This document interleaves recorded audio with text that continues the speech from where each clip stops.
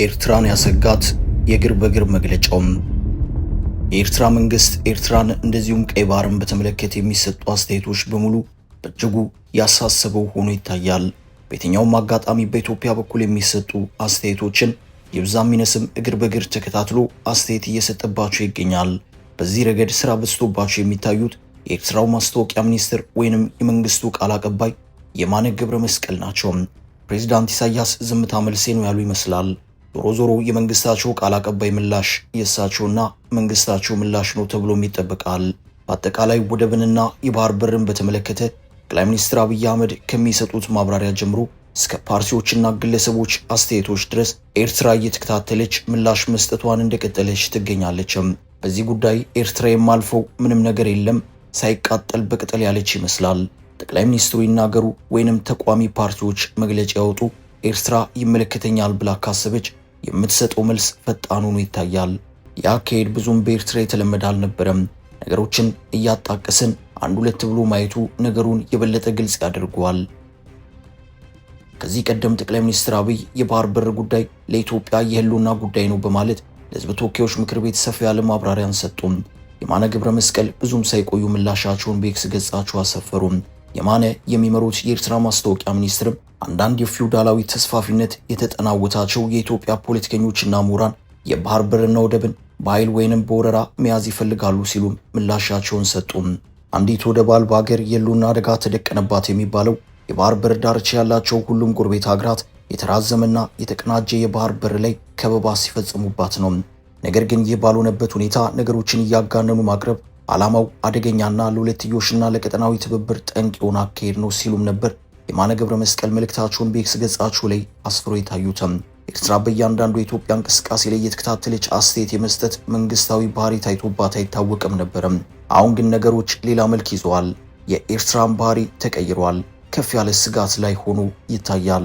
እስከዛሬ ያልነበረው ከፍ ያለ ስጋት እንዴት አሁን ሊከሰት ቻለ የሚለው ነው ጥያቄውም።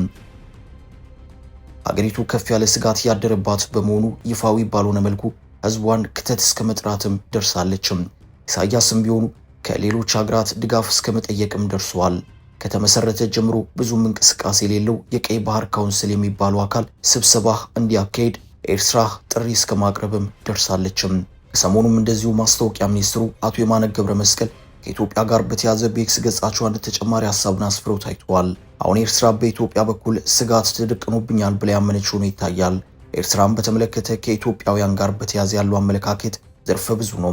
በመጀመሪያዎቹ የኤርትራ መገንጠል ዓመታት የነበረው እይታና አመለካከት ኤርትራ እንዴት ትገነጠላለች የሚል ነበርም። በዚህም ኤርትራ ማስመለስ አለብን የሚለው ጉዳይ በኢትዮጵያውያን በኩል ጠንክሮ ይሰማ ነበርም። የጉዳይ ኤርትራ ህዝብ ውሳኔ አካሄዳ ሀገር የመሆን ነፃነቷን እስክታውጅ ድረስ የነበረም ነው። ከዚያም ባለፈ የው ኤርትራን እንደ ሀገር ያለመቀበል ጉዳይ በስፋት ቀጥሎም ቆይቷል። ኤርትራና ኢትዮጵያ በድንበር በተዋጉባቸው የ1990ዎቹ ዓመታት የኤርትራ ጦር ተሸንፎ ባድሜን ሲለቅና ወደ መሃል ኤርትራ ሲያፈገፍግ ሻቢያን ሙሉ በሙሉ በመደምሰስ መላ ኤርትራን መቆጣጠር አለብን የሚሉ ሀሳቦች ይራመዱ ነበረም። አንዳንዶች ኤርትራን ከመቆጣጠር ሻቢያን በመደምሰስ አሰብን ማስመለስ ከዚያም በአስመራ ከኢትዮጵያ ጋር የሚስማማ መንግስትን በኤርትራ መመስረት ይሉም ነበርም። ነገሮች በዚህ መልኩ የሄዱበት አጋጣሚ የሚታወስ ነው። በጊዜው በኢትዮ ኤርትራ ጦርነት ማግስት ለህወሓትም ለሁለት መከፈል ምክንያት የነበረው ጦርነቱ በምን መልኩ መደምደም አለበት በሚለው ምክንያት እንደነበር እንዲሁ የሚታወስ ነው። በጦርነቱ ወቅት የጎላ ሚና የነበራቸው እነ ጀነራል ጻድቃንና ስዬ አብርሃ ያሉት ሰዎች ሻቢያ መደምሰስ አለበት፣ እንደዚሁም ኤርትራን ጠቅልለን ባንይዝ እንኳን ቢያንስ አሰብን መቆጣጠር አለብን የሚል የጸና አቋም ነበራቸው። በሌላ አቅጣጫ ደግሞ የአቶ መለስ ዜናዊ ቡድን ደግሞ ከኤርትራ ጋር የተዋጋ ነው ሉዓላዊነታችንን በመጣሳቸውና ግዛቶቻችንን በመውረራቸው ነው፣ ድንበራችንን ካስመለስንና ሻቢያ ደግሞ መልሶ እንደማይወረን ካረጋገጠልን በቂ ነው በሚል የአቶ ስዬንና ጀነራል ጻድቃንን ሀሳብ ተቃውመዋል። እናም በዚሁ የዋት የፖለቲካ ፍትጊያ ውስጥ የአቶ መለስ ዜናዊ ቡድን አሸንፎ አቶ ስዬን እነ ጀነራል ጻድቃንንና እነ ገብሩ አስራትን የመሳሰሉትን ከፍተኛ የፖለቲካና ወታደራዊ አመራሮች ያባረረበትና ያሰረበት ሁኔታ ተፈጥሯል።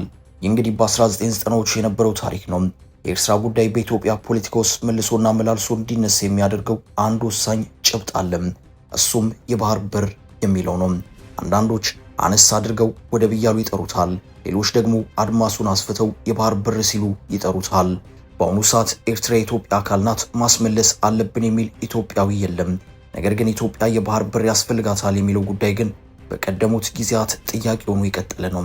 በ1990ዎቹና ከዚያ በኋላ በነበሩት ዓመታት የቀድሞ ገዢ ፓርቲ ኢህአዴግ ተቋሚ የነበሩት ፓርቲዎች የወደብንና የባህር በር መውጫን በተመለከተ አጥብቀው ይከራከሩና ኢህአዴግንም ይሞግቱ ነበር።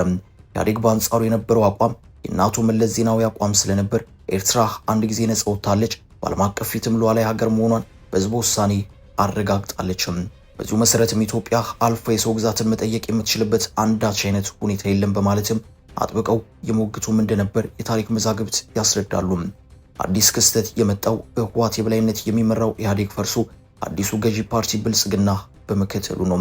እናም በተቃዋሚዎች ሲቀነቀን የነበረው የወደብና የባህር በር ጥያቄ ሀገሪቱን በሚያስተዳድረው ገዢ ፓርቲ መቀንቀን ሲጀምር በኤርትራ በኩል እንዴት የሚል ጥያቄ መነሳት ጀመረ። በቀደሙት ዓመታት በኢትዮጵያ በተለይም በአንድነቱ ጎራ ያሉ ፓርቲዎች በአሰብ ወደብ ለኢትዮጵያ መመለስ ጉዳይ አጥብቀው ሲከራከሩና በፓርቲ ማኒፌስቶቸው ሳይቀር ቀርጸው ሲይዙ በኤርትራ በኩል ጉዳዩን አይቶ እንዳላየ ሰምቶም እንዳልሰማ ከማለፍ ውጪ የሚባል ምንም ነገር አልነበረም። ሆኖም አሁን ሁሉም ነገር ሌላ መልክ ይዟል። በኢትዮጵያ በኩል በየትኛውም አካል ኤርትራን በተመለከተ ኮሽ ካለ የኤርትራ ምላሽ ፈጣን ሆኖ ይታያል። ከዚሁ ጋር በተያያዘም ከሰሞኑ የአማራ ብሔራዊ ንቅናቄ አብን ኤርትራን በተመለከተ በመግለጫው ውስጥ አካቶ ለታየው ሀሳብ ኤርትራ በማስታወቂያ ሚኒስትሯ የማነ ገብረ መስቀል በኩል ምላሽን ሰጥታለችም። የአብን ማስታወቂያ ክርር ያለ ሆኖ ይታያል። አብን በዚሁ መግለጫውም አብን ከአማራ ህዝብና ከቀጠናዊ የሰላም ማረጋገጥ እንዲሁም ከኢትዮጵያ ብሔራዊ ጥቅም አንጻር በሻዕቢያ አሁናዊና የትላንት ዘመን ሁኔታ ላይ ሰፊ ግምገማ አድርጓል። በዚህም መሰረት ሻዕቢያ ከፍጥረቱ ጀምሮ ከአማራ ህዝብ ብሎም ከኢትዮጵያዊ የፖለቲካ ማህበረሰብ ህልውና አንጻር በበጎ ሊመዘገብለት የሚያስችል ታሪክ የሌለው ኃይል መሆኑ ይታወቃል።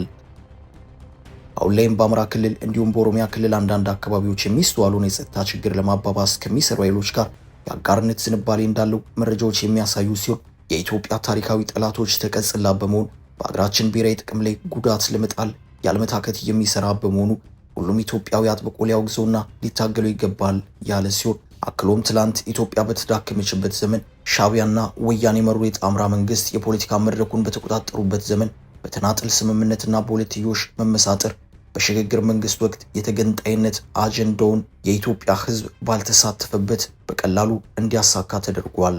ከዚህ ጋር በተያያዘ ፓርቲያችን አብን ኤርትራ የሚባለው ሀገር የተመሰረተበት ታሪካዊ ሂደት ቅቡልነት ላይ ጥያቄ ያለው ከመሆኑም በላይ ኢትዮጵያ ሀገራችን ታሪካዊ ይዞታዋ ሆነው የባህር በር የተገፋችበት የሸፍጥ አካሄድ እንደገና ይፋና ቀዳሚ ሀገራዊ አጀንዳ ሆኖ እንዲያዝና ቁርጠኛ ትግልም እንዲደረግበት ይጠይቃል ሲልም ነው በዚሁ መግለጫ ያሳሰበው።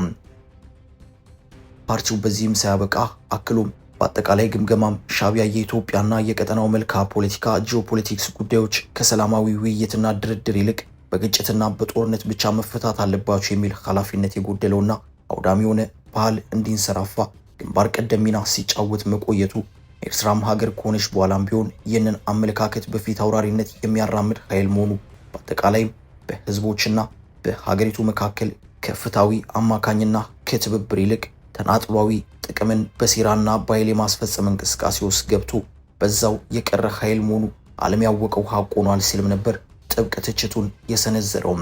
እናም ይህንን መግለጫ የኤርትራ መንግስት እንዲሁ አላለፈውም። ነገሩን አስቦና አሰላስሎ ምላሽ ሰጥቶበት ታይቷል። እንደተለመደው ምላሹን በኤክስ ገጻቸው የሰጡት የኤርትራ መንግስት ቃል አቀባይ የማነ ገብረ መስቀል ናቸው። ሚኒስትሩ በዚሁ ምላሻቸው አንዳንድ የኢትዮጵያ ፖለቲከኞችና የፖለቲካ ቡድኖች የሚያራምዱት የሉዓላዊ ጎረቤት ሀገርን ግዛት የመቆጣጠር ፍላጎት ሊታሰብ ወይም ሊታለፍ የማይችል ቀይ መስመር ነው ብለውታል። ሚኒስትሩ በዚሁ መልእክታቸው አክለውም የኢትዮጵያ ፖለቲከኞችና የፖለቲካ ቡድኖች የጎረቤት ሀገርን ግዛት የመቆጣጠር አጀንዳቸውን የሚያንጸባርቁት ሲያሻቸው በወታደራዊ ኃይል በማስፈራራትና ሌላ ጊዜ ደግሞ ታሪካዊ ወይንም ህጋዊ የሚሏቸውን ምክንያቶች በመደርደር ነው ሲሉም ነበር ያስታወቁትም። ማስታወቂያ ሚኒስትሩ አያይዞ የአይነቱ የኢትዮጵያ ፖለቲከኞችና ቡድኖች አካሄድ ከፍተኛ ፖለቲካዊ ስድብ ነው ሲሉም ነው ያስታወቁትም። በዚሁ ዙሪያ በአጠቃላይ የኢትዮጵያና የኤርትራ ውጥረት ወደ ግጭት እንዳያመራ አሜሪካና ሌሎች ምዕራባውያን ሀገራት ተረጋጉ፣ አደብ ግዙ እያሉ ይገኛሉ። ሶማሊያን ጭምር አካታ ውጥረቱን የበለጠ ለማራገብ ጥረት ላይ የነበረችው ግብጽ አንድ ሰሞን ከአስመራ ካይሮ ብዙ ምልልስ አብዝታ የነበረ ቢሆንም አሁን ግን ያለችበት ደረጃ ግልጽ አይደለም። አበቃን። ሰናይ ጊዜን ተመኘን።